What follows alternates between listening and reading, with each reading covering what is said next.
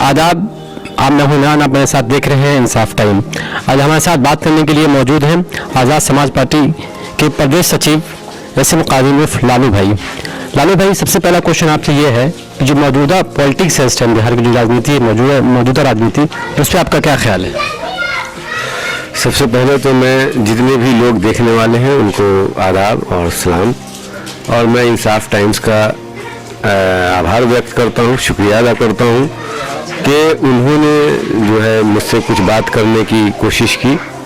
और मैं इंसाफ टाइम्स जो है एक अच्छी चैनल है और इसकी सत्यता पर 100% सभी को यकीन है। ये फालतू की मतलब की बात नहीं करती है, गलत बात नहीं करती है, जो वक्त की हालात होती है उस पर बात करती है। तो मैं एक बार फिर से इंसाफ टाइम्स के लोगों का शुक्रिया अदा करता हूं कि वो अच्छे से काम कर रहे हैं और काम करते रहें। रहा सवाल, आपने क्वेश्चन किया कि बिहार की राजनीति इस वक्त जो है उसका क्या मतलब कि मायने रखता है।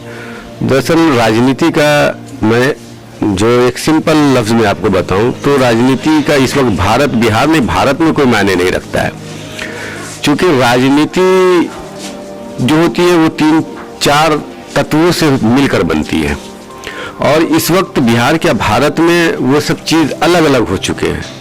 अब जैसे मीडिया, तो लोकतंत्र में क्या होती है, मीडिया जो होती है वो एक नागरिकों का जो वहाँ जो लोकतंत्र में जो लोग हैं उनके लिए एक हथियार का काम वो करती है और उनकी आवाज़ को उठाती है। मीडिया का काम ही होता है हमेशा सरकार से कंट्रोवर्सी, मतलब सरकार से पूछना, समस्याओं के बारे में, लोगों के समस्याओं के बारे में पूछना। लेकिन आज के हालात में आप मीडिया को देखेंगे तो वो सरकार के सपोर्ट है, और सरकार के जब सपोर्ट करने लगे मीडिया तो इसका मतलब कि लोगों पर अत्याचार ऑटोमेटिक बढ़ेगा, लोगों की जो है वो समस्या कहीं सुनी नहीं जाएगी क्योंकि वो बताएगा नहीं। तो और दूसरी बात है, दूसरे जो चीज से बनते हैं वो न्यायिक प्रक्रिया है और प्रशासनिक प्रक्रिया है।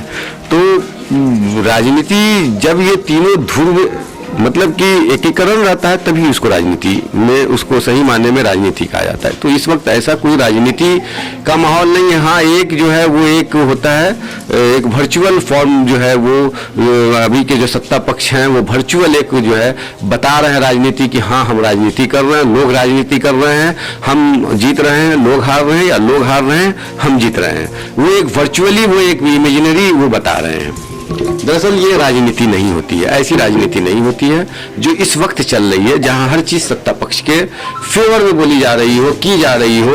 अगर पब्लिक की कोई आंदोलन हो और उस आंदोलन को सत्ता पक्ष के लोग अगर उसको जो है मतलब कि पूरा करें तो फिर वहां पे राजनीति खत्म हो जाती है। फिर वहां पर जो है वो हम अगर कठोर शब्द इस्तेमाल करें तो उसको फिर हम हिटलर शाही कहें या फिर हम उसको शाही जो निज़ाम है वो कहें। तो उस तरीके का निज़ाम यहाँ पर जो है क्रिएट हो रहा है। आपका गठबंधन था, जैसे अभी इलेक्शन हुआ, बिहार इलेक्शन, आपका गठबंधन था, पप्पू यादव जी के साथ था, SDPI के साथ था, फिर भी आपकी पार्टी, आपका गठबंधन कामयाब नहीं हो पाया। इससे आप कहाँ तक देखते हैं? देखिए, कोई भी गठबंधन जो है वो पब्लिक के ऊपर ही कामयाब होगा। हम गठबंधन कर ले और हमारी विचारधारा को लोग नहीं समझ पा रहे हो तो फिर वो गठबंधन नाकामयाब ही होगा। और हमारे साथ ये है कि जो भी हमारी गठबंधन SDPI थी या पप्पू यादव की जाप पार्टी थी या वो हमारे प्रकाश अम्बेडकर जी की पार्टी थी या हमारी आज़ाद समाज पार्टी चंद्रशेखर आज़ाद की पार्टी थी, तो ये अभी एक तो ये कि ये संघर्ष कर रही है, सारी पार्टियां जो है वो संघर्ष कर रही हैं लोगों के हित के लिए, लेकिन लोग इसको समझ नहीं पा रहे हैं। तो जाहिर सी बात है कि हमारी गठबंधन जो है बिहार में बुरी तरीके से इसका हार हुआ है और हम इसको कबूल करते हैं कि हम अपने विचारों को, जो हमारे संगठन का जो विचार था जो या हमारे गठबंधन का जो विचार था, उससे हम अपने लोगों को मतलब कि प्रभावित नहीं कर सके। तो ये हुआ है, यहाँ हमारी गठबंधन के साथ थोड़ा नुकसान हुआ है। अगरचे हमारी पार्टी आज़ाद समाज पार्टी अकेले लड़ती तो कहीं ज़्यादा अच्छी पोजीशन होती है हमारी। और इसमें एक और गठबंधन था, वैसी साहब का गठबंधन था जिसमें और तमाम पार्टियां थी, उसे आप कहां तक देखते हैं वैसी साहब को? क्योंकि उनका भी एक रोल रहा, उन्होंने सेकेंड टाइम यहाँ इलेक्शन फाइट किया बिहार में, 5 सीट पे वो कामयाब हुए हैं, लेकिन उन पर कहीं ना कहीं इल्ज़ाम लगता है कि वो बहुत जगह वो महागठबंधन को डैमेज भी किया। इसमें कितनी सच्चाई है? देखिए, ओवैसी साहब जो हैं वो तेलंगाना में तो पूरी सीट पर इलेक्शन लड़ नहीं सकते हैं और न लड़ पाते हैं। और अगर वो बहुत अच्छे काम कर रहे होते और वो बहुत अच्छे राजनीति के मतलब कि अगर उनका ये होता तो तेलंगाना और आंध्र प्रदेश में वो ज़्यादा उनके लिए सियासत की जगह है, बशर्ते कि बिहार हो, बंगाल हो। ये ओवैसी साहब का काम क्या है? वो एक मिसाल हम दे रहे हैं, वो आटा में से नमक निकाल रहे हैं, आटा से वो नमक निकाल रहे हैं जिसकी कोई महत्व नहीं है। आज वो क्या कर रहे हैं, एक मतलब कि एक 5 सीट वो कहते हैं कि हमने जीता, लेकिन 5 सीट आपने जीता। तो मैं ओवैसी साहब से ये पूछना चाहता हूँ, क्या आरजेडी में, आजाद समाज पार्टी में, जाप में, क्या और जो लोग हैं उनके पास मुसलमान उम्मीदवार नहीं थे? क्या वहाँ से मुसलमान जीत कर नहीं जाते थे? क्या मुसलमान जो है आज से पहले या 10 साल पहले, क्या ओवैसी जी के उदय से पहले क्या मुसलमानों को इंसाफ नहीं मिल रहा था? या मुसलमान जो है वो क्या हाशिए पर था? ऐसा नहीं था, राजनीतिक में वो हाशिए पर नहीं था। हाँ, सामाजिक स्तर पर जरूर हाशिए में था। लेकिन आज ओवैसी साहब जो मैंने मिसाल दिया कि वो आटा से नमक निकाल रहे हैं, वह एक फर्क बना रहे हैं। मतलब कि हमारी वैल्यूएशन कब है? हमारी वैल्यूएशन कब है? जब हम किसी के साथ मिलते हैं, तब हमारी वैल्यूएशन है। और अगर आप हमको जो है एक सेपरेशन के तरफ आप कर देंगे और दूसरे को दूसरे सेपरेशन की तरफ कर देंगे, तो फिर हमारी कोई वैल्यूएशन भारत के लोकतंत्र में नहीं है। जब तक कि हम मिले नहीं किसी से, तो जाहिर सी बात है यहाँ आरजेडी को नुकसान तो हुआ है, क्योंकि आरजेडी से भी जो जीतने वाले वो उम्मीदवार जो जीतते वो मुस्लिम ही जीतते, और कहीं न कहीं उनके बात और व्यवहार से बहुत सारी जो होती है ध्रुवीकरण भी होती है, और वो ध्रुवीकरण का फायदा हमेशा बीजेपी को होता है। ये तो आपको मानना ही पड़ेगा। एक मान लीजिए कि हम 14% हैं, वो सेपरेट भी कर दे तो ये लोकतांत्रिक प्रक्रिया में अकेला 14% का कोई वैल्यू नहीं हो सकता है, न होगा, जब तक कि हमारे साथ कोई 17% नहीं मिलेगा। आप जो है उस 17% से और हमको जो इस वक्त माई समीकरण कहा जाता है उससे आप सेपरेट कर रहे हैं। ये और आप जा रहे हैं बंगाल में, अभी आप बंगाल जा रहे हैं, अरे आप ठीक से अभी आंध्रा संभाल नहीं पा रहे हैं, आप तेलंगाना संभाल नहीं पा रहे हैं, और आप जा रहे हैं वहां भी जाकर के आप क्या करेंगे? सेपरेशन करेंगे, और सेपरेशन करेंगे तो किसको फायदा होगा? सेपरेशन का फायदा हमेशा जो है फासिस्टवादी ताकत को ही होगा। अगर ममता बनर्जी वहां हारेगी तो बीजेपी जीतेगी, ये आप मान लीजिए। और अगर हम वहां जा रहे हैं बीजेपी को हराने के लिए, तो वहां आप बीजेपी को हराने के लिए वेस्ट बंगाल नहीं जा रहे हैं, वहां आप जा रहे हैं ममता बनर्जी को हराने के लिए। तो ये जो मतलब कि ये बात हो, ये ओवैसी बंधु की जो बात हुई, ओवैसी बंधु की, ये ओवैसी बंधु या तो हमारे लोगों को गुमराह कर रहे हैं, बहुत सारी बातों में वो ये समझ रहे हैं कि वही एक हैं, एक पॉइंट वो बन गए हैं।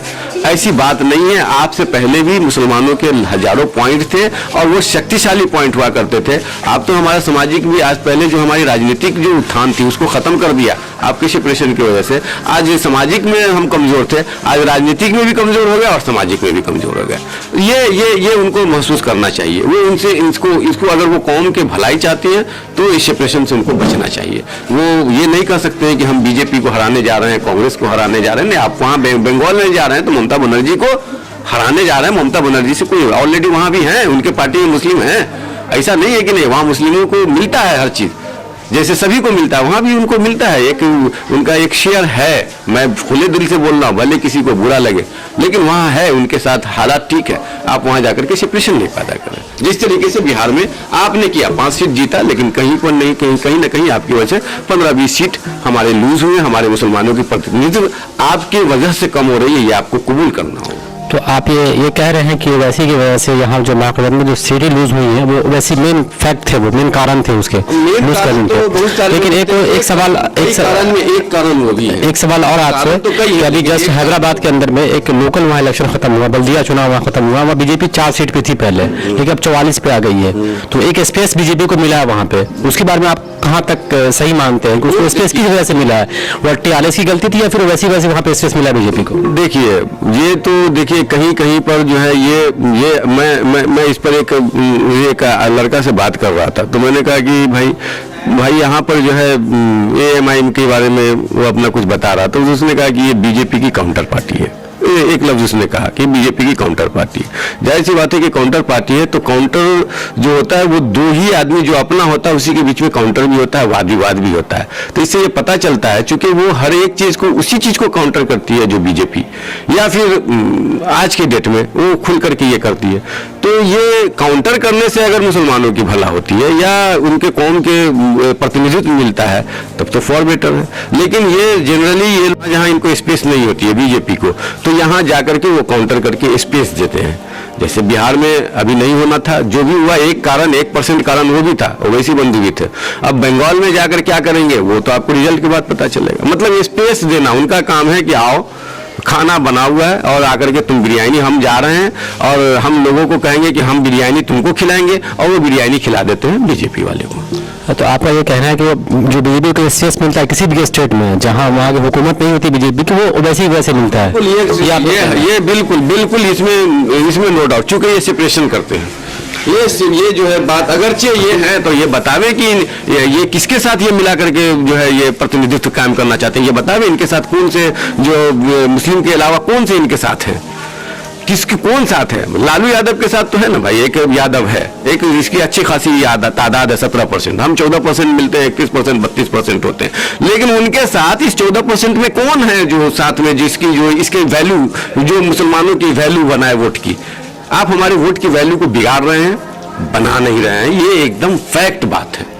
अभी एक और क्वेश्चन की, अभी किसान आंदोलन चल रहा है दिल्ली में, उसके बारे में आपका क्या ख्याल है कि वो जो किसान सड़कों पे हैं, एक तरफ नरेंद्र मोदी ये कह रहे हैं कि नहीं उनके फायदे वाला बिल है, लेकिन दूसरी तरफ वो भी इल्जाम लगा रहे हैं कि जो अपोजिशन वाले लीडर हैं, ये जो पार्टियां हैं अपोजिशन की, वो किसानों को भ्रम पैदा करे किसानों के अंदर में, वो उसको बगला रही है। इसको आप कहाँ तक सही मानते हैं? देखिए बीजेपी तो उसका तो देखिए ये तो हर चीज जो है वो एक बचपन में हम लोग जादूगर का हमारी वालदा माँ बाप जो है सुनाया करते थे कि जादूगर जो था वो चिड़िया दिखाता था, रुमाल खोलता था, चिड़िया दिखाता था, उड़ाता था। तो क्या आपको लगता है कि क्या रुमाल के अंदर चिड़िया नहीं होता था?